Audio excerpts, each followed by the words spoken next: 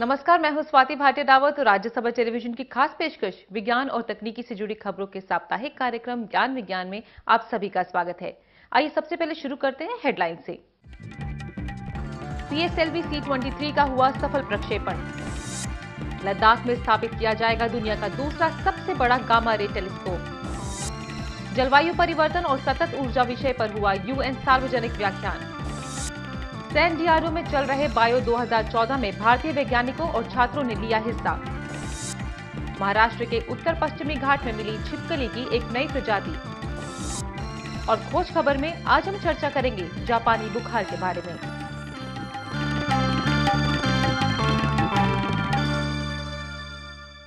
और अब खबरें विस्तार से। पिछले 30 जून को भारतीय अंतरिक्ष अनुसंधान संगठन ने श्रीहरिकोटा से polar satellite launch vehicle PSLV C-23 का सफल प्रक्षेपण किया। प्रक्षेपण के समय प्रधानमंत्री श्री नरेंद्र मोदी भी वहां मिशन कंट्रोल सेंटर में मौजूद थे। उन्होंने PSLV C-23 की सफल उड़ान के बाद सभी वैज्ञानिकों को बधाई दी और साथ ही उन्होंने अंतरिक्ष वैज्ञानिकों को हितधारकों के साथ मिलकर शासन प्रणाली तथा विकास में अंतरिक्ष विज्ञान का अधिक से अधिक उपयोग करने के लिए भी प्रेरित किया। भारतीय अंतरिक्ष अनुसंधान के इतिहास में 30 जून 2014 का दिन ऐतिहासिक रहा। इस दिन भारतीय अंतरिक्ष अनुसंधान परिषद यानी इसरो ने 4 देशों के 5 उपग्रहों सहित PSLV C-23 का सफलतापूर्वक प्रक्षेपण किया। Polar satellite launch vehicle C-23 को सतीश धवन अंतरिक्ष केंद्र से 30 जून को सुबह 9:52 पर प्रक्षेपित किया गया। PSLV C-23 अपने साथ 714 किलोग्राम वजनी फ्रांस का अर्थ ऑब्जर्वेशन उपग्रह स्पॉट 7, जर्मनी का 14 किलोग्राम वजनी AISAT उपग्रह, कनाडा के 15-15 किलोग्राम के NLS 7.1 और NLS 7.2 और सिंगापुर का 7 किलोग्राम का VELOX-1 अंतरिक्ष में ले गया। PSLV C-23 ने सभी 5 उपग्रहों को उनकी लक्षित कक्षा में 17 से 19 मिनट के दौरान छोड़ा। इन 5 उपग्रहों को इसरो के कमर्शियल आर्म एंट्रिक्स के साथ संबंधित विदेशी संस्थाओं के साथ हुए ज्ञापन के अंतर्गत प्रक्षेपित किया गया है। इसरो द्वारा अभी तक 19 देशों के तकरीबन 35 उपग्रहों का प्रक्षेपण किया जा चुका है। लॉन्च के समय उपस्थित माननीय प्रधानमंत्री श्री नरेंद्र मोदी ने PSLV C-23 के विकास और प्रक्षेपण से संबंधित शोधकर्ताओं को बधाई दी। श्री मोदी ने इस मिशन को भारतीय अंतरिक्ष कार्यक्रम की वैश्विक स्वीकार्यता बताते हुए भारतीय अंतरिक्ष वैज्ञानिक समुदाय को सार्क उपग्रह के विकास के लिए प्रोत्साहित किया। इस अवसर पर उन्होंने दक्षिण एशिया के लिए नेविगेशन प्रणाली के विकास पर भी जोर दिया।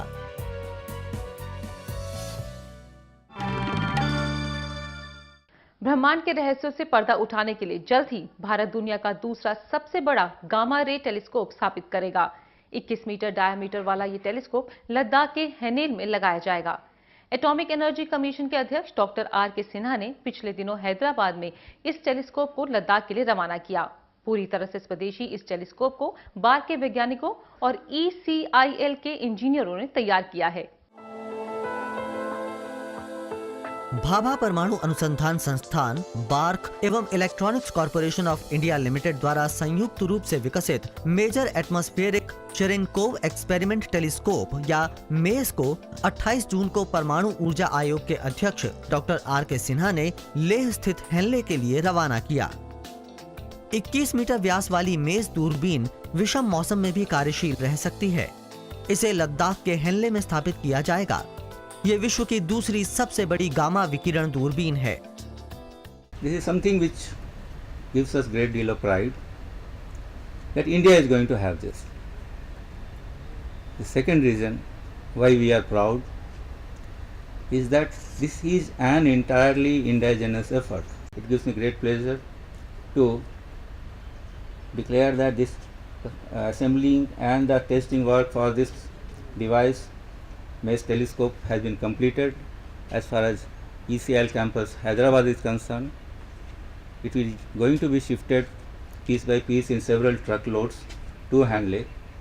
Of course, you must be knowing there is a certain time window only during which such movements are possible. They will do it. It will take time to assemble and integrate over there.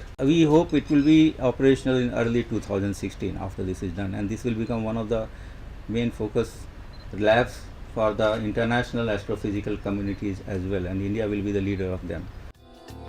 ये दूरबीन 2016 तक पूर्णतया कार्य आरंभ कर देगी।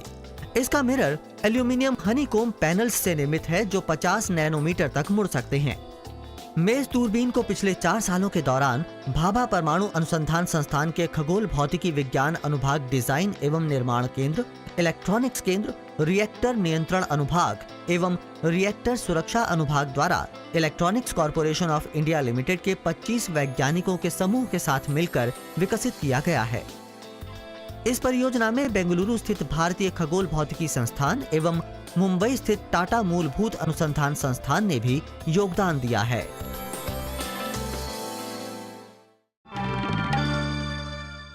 टेरी ने हाल ही में दिल्ली में सभी के लिए जलवायु परिवर्तन और सतत ऊर्जा विषय पर एक संयुक्त राष्ट्रीय सार्वजनिक व्याख्यान का आयोजन किया।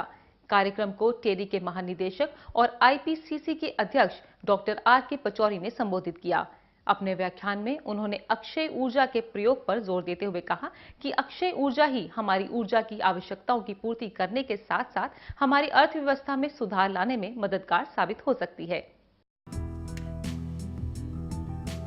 The energy and resources institute TERI के महानिदेशक एवं जलवायु परिवर्तन पर गठित अंतर सरकारी पैनल के अध्यक्ष डॉक्टर आर.के. पचौरी द्वारा 28 जून को नई दिल्ली में जलवायु परिवर्तन और धारणीय ऊर्जा पर संयुक्त राष्ट्र का तृतीय सार्वजनिक व्याख्यान दिया गया।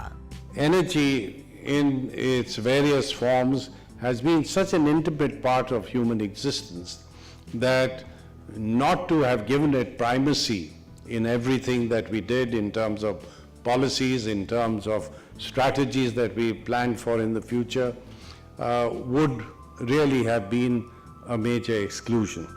जलवायु परिवर्तन और धारणीय ऊर्जा से संबंधित विषय को डॉक्टर पचौरी ने भारत में ऊर्जा कमी के संदर्भ से जोड़ते हुए कहा कि भारत में जनसंख्या का एक बड़ा भाग ऊर्जा संकट का सामना कर रहा है। डॉक्टर पचौरी ने कहा कि सभी को ऊर्जा की उपलब्धता सुनिश्चित कराने की चुनौती को मानव प्रेरित जलवायु परिवर्तन की समस्या से जोड़कर देखा जाना चाहिए। डॉक्टर पचौरी ने जलवायु परिवर्तन और धारणीय ऊर्जा की चुनौती के संदर्भ में भागीदारी एवं योगदान के लिए इन क्षेत्रों से संबंधित सभी भारतीयों का आह्वान किया। Major issue which we discussed today at the public lecture, this is really going to be one of the issues to highlight energy issues. And then in a country like in India, energy deficiency is the major maybe factor which hinders the development index. And I'm not really going to talk about statistics, but the availability of the energy is so erratic and not reliable. And then, of course, there are lots of mini grid or national grid is really being established. But the problem is that availability is not really assured in time and on time.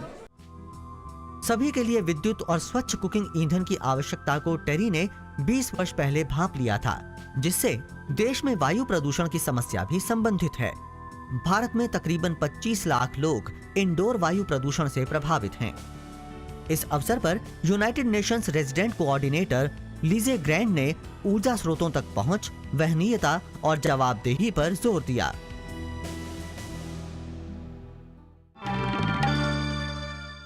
America के San Diego में चल रहे bio 2014 में भारतीय वैज्ञानिक, छात्रों और भारतीय उद्योग के दल ने हिस्सा लिया। इस दल की अगुवाई बायोटेक्नोलॉजी विभाग के सचिव डॉक्टर विजय राघवन कर रहे थे। कैलिफोर्निया के सैन डियागो में 23 से 26 जून तक आयोजित अंतर्राष्ट्रीय बायो सम्मेलन 2014 में भारत का जैव प्रौद्योगिकी विभाग इस क्षेत्र के महत्वपूर्ण स्तंभों के रूप में उभरा। वैश्विक स्तर पर जैव प्रौद्योगिकी असीम संभावनाओं वाला महत्वपूर्ण क्षेत्र है।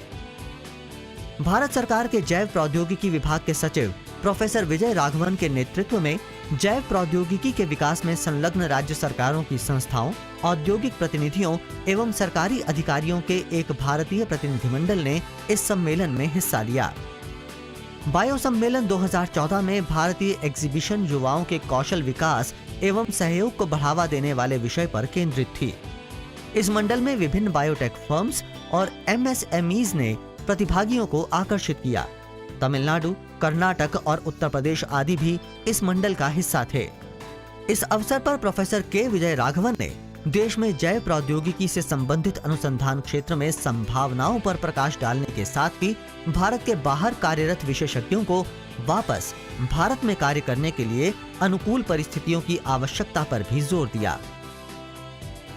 जैव प्रौद्योगिकी उद्योग संगठन द्वारा आयोजित अंतर्राष्ट्रीय बायो सम्मेलन में अमेरिका सहित 30 से भी अधिक देशों के प्रतिनिधि हिस्सा लेते हैं।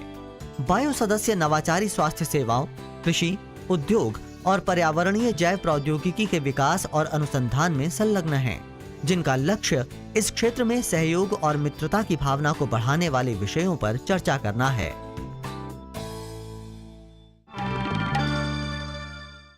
महाराष्ट्र के उत्तर पश्चिमी घाट के क्षेत्र में छिपकली की एक नई प्रजाति ढूंढी गई है। इसे बॉम्बे नेचुरल हिस्ट्री सोसाइटी के डॉक्टर वरद गिरी के नाम पर निमास्पिस नाम दिया गया है। इस प्रजाति की खोज बेंगलुरु स्थित national centre for biological sciences और सेंटर फॉर इकोनॉलॉजिकल स्टडीज के 4 शोधकर्ताओं ने मिलकर की है। पेश है ये रिपोर्ट। बेंगलुरु के national centre for biological sciences NCBS व centre for ecological studies CES के 4 शोधकर्ताओं ने महाराष्ट्र के पश्चिमी घाट में छिपकलियों की एक नई प्रजाति खोजी है।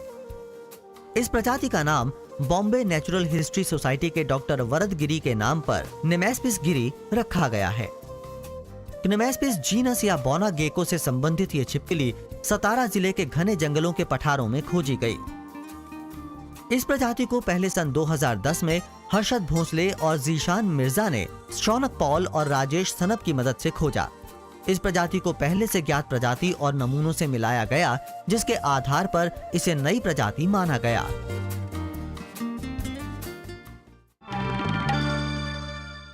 तो अभी वक्त एक छोटे से ब्रेक का, जल्द हाजिर होते हैं। देखते रहिए कार्यक्रम ज्ञान विज्ञान।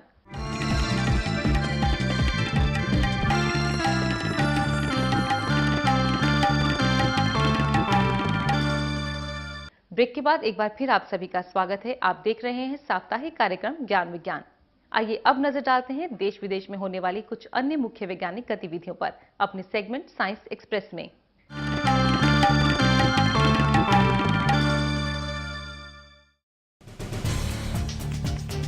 30 जून से 5 जुलाई 2014 के दौरान जर्मनी के लिंडाउ में नोबेल पुरस्कार विजेताओं एवं विद्यार्थियों की आयोजित होने वाली 64वीं बैठक में हिस्सा लेने के लिए भारतीय विद्यार्थियों और युवा शोधकर्ताओं का 14वां बैच जर्मनी के लिए रवाना हुआ। भारतीय समूह में स्नातक एवं परास्नातक एवं PhD, पोस्ट PhD उपाधि प्राप्त 20 विद्यार्थी हैं, जिनमें से 8 छात्राएं हैं। नोबेल पुरस्कार विजेताओं एवं विद्यार्थियों के लिए आयोजित होने वाली 64वीं बैठक में भागीदारी करने वाले विद्यार्थियों को विज्ञान एवं प्रौद्योगिकी विभाग द्वारा चुना गया है। इस वार्षिक बैठक को विज्ञान एवं प्रौद्योगिकी विभाग, भारत सरकार एवं जर्मन अनुसंधान फाउंडेशन एवं समिति द्वारा संयुक्त रूप से आयोजित किया जाता है। इस वार्षिक बैठक में तकरीबन 35 नोबेल पुरस्कार विजेता एवं 80 से अधिक देशों के 600 युवा वैज्ञानिक हिस्सा लेंगे। भारत में बाघ संरक्षण की दिशा में महत्वपूर्ण कदम उठाते हुए पर्यावरण, वन एवं जलवायु परिवर्तन राज्य मंत्री स्वतंत्र प्रभार तथा राष्ट्रीय बाघ संरक्षण प्राधिकरण के अध्यक्ष श्री प्रकाश जावड़ेकर ने बोर अभयारण्य को अधिसूचित करने के महाराष्ट्र राज्य के प्रस्ताव पर अनुशंसा को मंजूरी प्रदान की। बोर महाराष्ट्र का 6ठा बाघ आरक्षित क्षेत्र तथा देश में 47वां बाघ आरक्षित क्षेत्र है।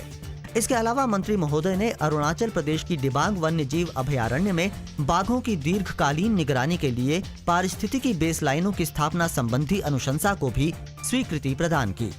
इसके साथ ही मध्य प्रदेश के कान्हा बाघ संरक्षित क्षेत्र में बाघों की सघन निगरानी संबंधी परियोजना को भी आगे बढ़ाने की स्वीकृति प्रदान की गई। नासा द्वारा वायुमंडलीय कार्बन डाइऑक्साइड और ग्रीन हाउस गैसों में मानवीय योगदान की जांच के लिए पूरी तरह समर्पित the orbiting carbon observatory 2 OCO-2 नामक उपग्रह को कैलिफोर्निया के वेंडनबर्ग एयरफोर्स स्टेशन से 2 जुलाई 2014 को प्रक्षेपित किया गया।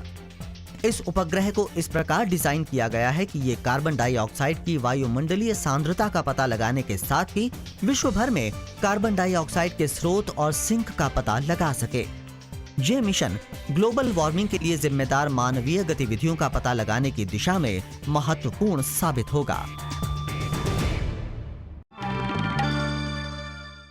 आए दिन एन्सेफेलाइटिस यानी जापानी बुखार के शिकार हो रहे मरीजों की खबरें हम सुनते रहते हैं। हाल ही में केंद्रीय स्वास्थ्य मंत्री ने बिहार में एन्सेफेलाइटिस के खिलाफ टीकाकरण की शुरुआत भी की है। आज अपने सेगमेंट खोज खबर में हम इसी विषय पर चर्चा करेंगे और विस्तार से जानेंगे एन्सेफेलाइटिस के बारे में।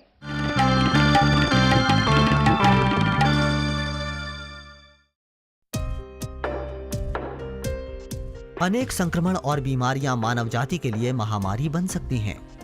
इंसेफेलाइटिस ऐसा ही एक दुर्लभ संक्रमण है जो तकरीबन 2 लाख लोगों में से एक व्यक्ति में पाया जाता है। ये विशेषकर बच्चों, बुजुर्गों और कम प्रतिरक्षा क्षमता वाले कमजोर व्यक्तियों में पाया जाता है। इंसेफेलाइटिस को मस्तिष्क में सूजन के रूप में भी जाना जाता है। इसके होने के अनेक कारण हैं, जिनमें विषाणु, जीवाणु, परजीवी और रसायन आदि शामिल हैं। कुछ मामलों में हमारी प्रतिरक्षक प्रक्रिया भी इसके लिए जिम्मेदार होती है। वायरल इंसेफेलाइटिस विभिन्न प्रकार के विषाणुओं जैसे rabies virus, herpes simplex, polio virus, खसरे के विषाणु, छोटी चेचक विषाणु आदि के कारण होता है। मस्तिष्क में सूजन किसी तीव्र विषाणु के संक्रमण से या अवयस्क संक्रमण के कारण भी हो सकती है। विभिन्न प्रकार के विषाणुओं जैसे जापानी इंसेफेलाइटिस विषाणु, सेंट लुइस विषाणु, पश्चिमी नील विषाणु, पूर्वी इक्वीन इंसेफेलाइटिस विषाणु, पश्चिमी इक्वीन इंसेफेलाइटिस विषाणु, शीतला माइनर विषाणु और शीतला मेजर विषाणु आदि वायरल इंसेफेलाइटिस के मुख्य कारण हैं। कुछ परजीवी या मलेरिया जैसे प्रोटोजोअल संक्रमण भी मस्तिष्क की सूजन के कारण हो सकते हैं। जीवाणु इंसेफेलाइटिस सिफिलिस जैसे तीव्र जीवाणु संक्रमण के कारण होता है। इंसेफेलाइटिस को मुख्य तौर पर 2 नामों, प्राथमिक और द्वितीयक के रूप में जाना जाता है। प्राथमिक इंसेफेलाइटिस तब होता है जब विषाणु या अन्य संक्रामक वाहक सीधे मस्तिष्क को प्रभावित करता है।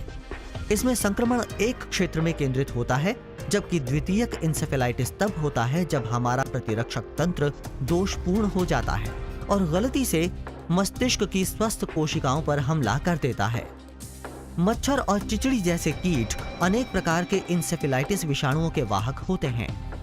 इंसेफेलाइटिस अक्सर अन्य विषाणु संक्रमणों के साथ होता है, जिससे इसके लक्षण को पहचान पाना और सूजन का उपचार कर पाना कठिन होता है। हालांकि इसके सामान्य लक्षणों की बात करें तो इनमें बुखार, सिर दर्द, भूख न लगना, कमजोरी लगना और बीमारी जैसे अनुभव होना आदि शामिल हैं। इंसेफेलाइटिस के विभिन्न मामलों में व्यक्ति को बहुत तेज बुखार और केंद्रीय तंत्रिका सिस्टम में संक्रमण से संबंधित लक्षणों का अनुभव होता है, जैसे कि तेज दर्द, उल्टी एवं घबराहट, गर्दन में दर्द, भ्रम, भटकाव, व्यक्तित्व में बदलाव, बोलने या सुनने में समस्या होना, याददाश्त कम होना एवं कोमा आदि शामिल हैं। बच्चों और शिशुओं में देखे जाने वाले लक्षणों में खोपड़ी में एक पूरी या उभरी हुई चित्ती, शरीर की जकड़न, कम दूध पीना, चिड़चिड़ापन आदि शामिल हैं। इंसेफेलाइटिस के अधिकतर प्रकारों में लक्षण लगभग 1 सप्ताह में उभरते हैं, जबकि पूरी तरह से ठीक होने में अनेक सप्ताह या महीने लग सकते हैं। लेकिन गंभीर मामलों में ध्यान नहीं दिया जाए तो स्थायी रूप से मस्तिष्क की क्षति और विकलांगता, सीखने की क्षमता का कम होना, बोलने में समस्या, याददाश्त कम होना, मांसपेशियों को नियंत्रित करने की क्षमता में कमी आना और कुछ मामलों में तो मौत भी हो सकती है। इसीलिए इसके लक्षणों के आरंभ होने पर ही चिकित्सक की सलाह ले लेनी चाहिए। इंसेफेलाइटिस बीमारी के निदान में इमेजिंग परीक्षण जैसे कंप्यूटेड टोमोग्राफी यानी सीटी स्कैन, मस्तिष्क के मैग्नेटिक रेजोनेंस इमेजिंग यानी MRI, इलेक्ट्रोएन्सेफेलोग्राम यानी ECG, रक्त परीक्षण, रीढ़ की हड्डी का लंबर पंक्चर आदि शामिल हैं, जो कि संक्रमण के लिए मस्तिष्क मेरु द्रव का परीक्षण करते हैं। इंसेफेलाइटिस में प्रतिजैविक दवाओं, कॉर्टिकोस्टेरॉइड्स एंड एंटीकन्वल्सेंट्स का उपयोग किया जाता है। जैसे कि पुरानी कहावत है कि इलाज से बचाव भला, इसीलिए विश्व भर में चिकित्सक इस बीमारी से बचाव के लिए कुछ उपायों को अपनाने की सलाह देते हैं। किसी भी प्रकार के तेज बुखार या संक्रमण, विशेषकर विषाणु संक्रमण का जल्द से जल्द उपचार करना जरूरी है। अपने बच्चों को ढकें और कीट प्रतिकर्षकों का उपयोग करें ताकि उसे मच्छर और अन्य कीट काट ना पाएं। शाम के समय जब मच्छर जैसे काटने वाले कीट अधिक सक्रिय होते हैं तब बाहर कम रहें। पोलियो, खसरा, कंडमाल आदि विषाणुओं के कारण होने वाले इंसेफेलाइटिस को बच्चों में टीकाकरण से रोका जा सकता है। टीके की 3 डोज से जापानी इंसेफेलाइटिस की रोकथाम की जा सकती है। जहां ऐसी बीमारी फैली हो, वहां जाने पर सावधानी रखनी चाहिए।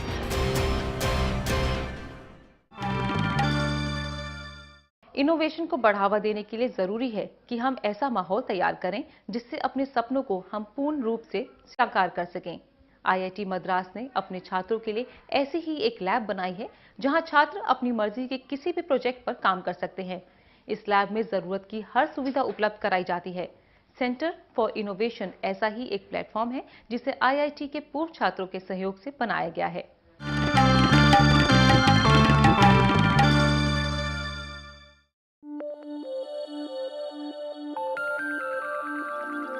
तेजी से बदलते औद्योगिक परिवेश की दुनिया में नवाचार या नई खोजें महत्वपूर्ण भूमिका निभाती हैं। रचनात्मक प्रयास के द्वारा परंपरागत कार्य में परिवर्तन संबंधी नई सोच को सामाजिक आर्थिक विकास में महत्वपूर्ण माना जाता है।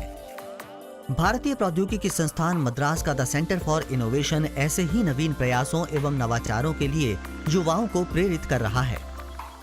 इसीलिए जो भी भारतीय प्रौद्योगिकी संस्थान मद्रास के सुंदर कैंपस में जाता है तो वो द सेंटर फॉर इनोवेशन में जाना नहीं भूलता। So the idea was that you walk in with an idea and walk out with a product. That was the idea. That was the tagline that was used. And students who wanted to do such things now had a place where they could do these things without much of a problem. They didn't have to approach the administration etc. in order to be able to do these activities. शैक्षणिक क्षेत्र में स्थित student lab काफी लोकप्रिय है। इसकी स्थापना 1981 के बैच द्वारा प्रदान किए गए डोनेशन से हुई है। द सेंटर फॉर इनोवेशन रचनात्मक सोच के प्रोत्साहन को प्रेरित करने के उद्देश्य से विकसित किया गया है। ये एक समान सोच पर कायम ना रहकर नई सोच की संकल्पना पर कार्य करता है। ये केंद्र इंजीनियरिंग के युवा विद्यार्थियों को प्रोत्साहित करते हुए उनके नवाचार संबंधी विचारों एवं नई सोच को विकसित करने का अवसर प्रदान करता है। ये केंद्र नए विचारों के साथ चलें, नए उत्पादों का निर्माण करें जैसी संकल्पना को प्रोत्साहित करता है। इस केंद्र में उपलब्ध सुव्यवस्थित प्रयोगशाला विद्यार्थियों को उनके विचारों को उत्पाद में बदलने के लिए सुविधाएं उपलब्ध कराती है। द सेंटर फॉर इनोवेशन विद्यार्थियों को अंतर्राष्ट्रीय प्रतियोगिताओं जैसे Robocon, robotics, formula SAE, international aerial robotics competition IARC और federation of international robotics association FIRA आदि में भाग लेने के लिए प्रेरित करती है। ऐसी परियोजनाएं इंजीनियरिंग की मूल भावना को बढ़ावा देती हैं। बचपन से ही मुझे रेस कार्स और मोटर स्पोर्ट्स काफ़ी अच्छा लगता था। तो यहाँ पे आके जब मैंने देखा कि यहाँ पे एक रेस कार बनाने का पूरी एक टीम है जो कि सेंटर फॉर इनोवेशन में काम करती है इसके ऊपर, तो मैंने आते ही सबसे पहले ये चीज़ ज्वाइन करी। हम लोग ये हमारी तीसरी कार है और इस बार हम लोग FS जर्मनी में जा रहे हैं जहाँ पे तकरीबन 75 अदर बाकी की पूरी विदेश से यूनिवर्सिटीज़ आएंगी और उन सब के अगेंस्ट हम लोगों का कॉम्पिटिशन होगा। इस केंद्र का मुख्य उद्देश्य समेकित नवाचारों को बढ़ावा देते हुए विद्यार्थियों को भारत के परिप्रेक्ष्य में पर्यावरण हितैषी समाधान प्रस्तुत करने वाली परियोजनाओं पर कार्य करने को प्रेरित करना है।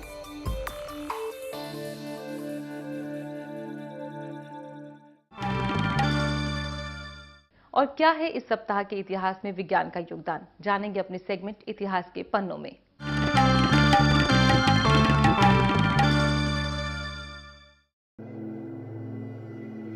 6 जुलाई 1906 को उदयपुर राजस्थान में भारत के प्रसिद्ध भौतिक विज्ञानी और विज्ञान शिक्षाविद डॉक्टर दौलत सिंह कोठारी का जन्म हुआ। उन्होंने प्लाज्मा भौतिकी, चुंबक द्रव गतिकी, क्वांटम विद्युत गतिकी और आपेक्षिक क्वांटम सांख्यिकी सहित भौतिकी और खगोल भौतिकी के क्षेत्र में महत्वपूर्ण शोध कार्य किया। उन्होंने भारत में रक्षा विज्ञान की नींव रखी और शिक्षा के समग्र विकास में अहम योगदान दिया। 8 जुलाई 1895 को तत्कालीन सोवियत संघ के अग्रणी सैद्धांतिक भौतिकविद फिजिसिस्ट इगोर युगेनियेविच टॉम का जन्म हुआ। उन्हें एलेक्सीविच चेरेनकोव तथा इल्या मिखाइलोविच फ्रैंक के साथ चेरेनकोव रेडिएशन पर महत्वपूर्ण अनुसंधान कार्य के लिए 1958 के भौतिकी के नोबेल पुरस्कार से सम्मानित किया गया। 10 जुलाई 1920 को अमेरिकी भौतिकविद ओवेन चैम्बरलेन का जन्म हुआ। उन्हें एंटी प्रोटॉन की खोज के लिए भौतिकविद एमिलियो सेग्रे के साथ 1959 के भौतिकी के नोबेल पुरस्कार से सम्मानित किया गया। इस खोज से पहले तक एंटी प्रोटॉन का अस्तित्व केवल एक कल्पना ही था। 10 जुलाई 1962 को अमेरिका के केप कैनवेरल अंतरिक्ष अड्डे से विश्व के प्रथम जियोसिंक्रोनस संचार उपग्रह टेलस्टार 1 को लॉन्च किया गया। इसे अमेरिका और यूरोप के बीच टेलीविजन तथा रेडियो प्रसारणों के लिए छोड़ा गया था।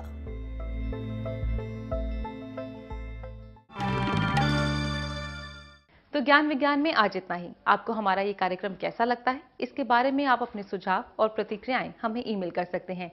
हमारा ईमेल एड्रेस है news@vigyanprasar.gov.in। आप चाहें तो हमें पत्र भी लिख सकते हैं। हमारा पता है विज्ञान प्रसार, C24, कुतुब इंस्टीट्यूशनल एरिया, नई दिल्ली 110016।